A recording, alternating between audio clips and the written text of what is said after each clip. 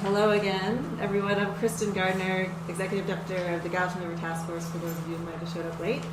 I'm going to talk about the implementation recommendations, and I thought I would start and end my discussion with a quote. The first in the spirit of the upcoming Super Bowl. Sorry, I'm a New England Patriots fan. Go Patriots. So, in life, as in football, you won't go far unless you know where the goalposts are.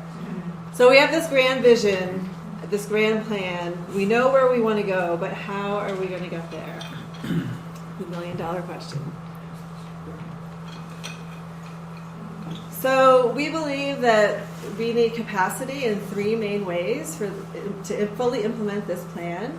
The first is developing diverse partnerships amongst nonprofits, landowners, businesses, and agencies. We really already made a huge step forward with this through the watershed planning effort. I think all the stakeholders could say that we developed some really great relationships through this process. The second form of capacity will be coordination. So we'll need either an entity or entities to coordinate this effort, or perhaps a contractor. And then finally, we'll need funding to support all of the recommendations in this plan, to support staffing for coordination and also to support the project costs.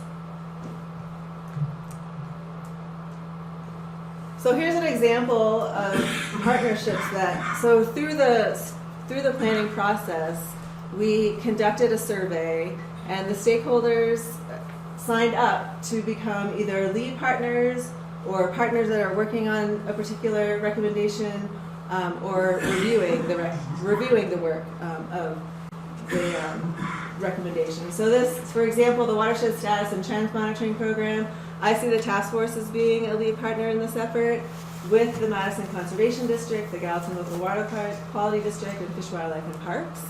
As you can see, there are lots of other additional partners that are interested in working on this recommendation and reviewing the work of the partners that are working on this. So I see other people that we can reach out to as well for all of the different recommendations that we're working on. This is just a starting basis that we can begin our work on. So the partnerships will feed into what we see as at least 6 committees that will be working on the plan recommendations, and these were the 6 that we came up with. First is Healthy Headwaters, that's focusing on the water quality and stream flow, the conditions of riparian areas and wetlands, landscape conservation. Then we're looking at Big Sky Water Wise, so the water conservation that Mike Richter really stressed we need to make sure happens in our community, as well as the treatment, storage, and reuse. Big Sky Unites would be the education and outreach community, so it's really important that we engage our community in this process. You all are obviously very engaged, you're here, you're learning, but there are so many people out there that don't understand the importance of water in our area. The funding piece is huge, so the Headwaters Fund, to fund this process, as you'll see on the next slide, it's a pretty enormous budget, so we'll need to figure out a way to fund all of these priorities. We have the Conserving Madison Headwaters, so the entities that are working on the Madison side. It's not as large of an area as the Gallatin side, but there are entities already working on issues on the Madison side. Ethan would be the main contact on that one. And then the Canyon Partners, we really believe that the septic systems in the canyon need to be addressed. So we want to see a committee working on that particular issue. We see the committees being overseen by a steering committee that is reviewing the work and making sure that we're making progress on the recommendations of the plan. And then I think Bob Zimmer alluded to the working groups here in the red and the pink. For example, the monitoring working group would be developing that sampling analysis plan so we can check and make sure that we are making progress and not impacting our water systems.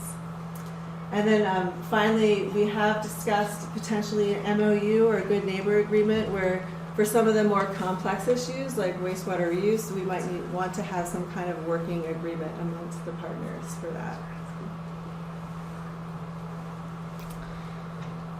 Here's the budget.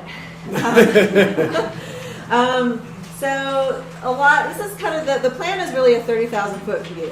And we still have a lot of details for each of the recommendations to work out. So you can see there's a broad range in numbers. But it's going to take a lot of money to fund the recommendations in this plan. And I really see it being a combination of private and public partnerships to fund this pretty enormous budget. There's also been interest by the Nature Conservancy to develop a water fund, and I see Sierra back there that she can answer any questions anyone has on that. But they've had success in the United States as well as abroad, developing these water funds where users pay into the system, and that could potentially be a big piece of the pie. So we will have a funding committee that will be working specifically on this issue. And so my final quote is by Peter Drucker, that plans are only good intentions unless they immediately degenerate into hard work. So not to say that making the plan was not a lot of hard work, because it really was, but I think now we really need to get in there and put a lot of effort into making sure that this plan comes to fruition, and it's just not another book on the shelf. So I encourage you all to share what you've learned tonight with your colleagues, with your neighbors, your friends, because really we need as many people working on this project as possible in our community if we want it to be a success. Thank you.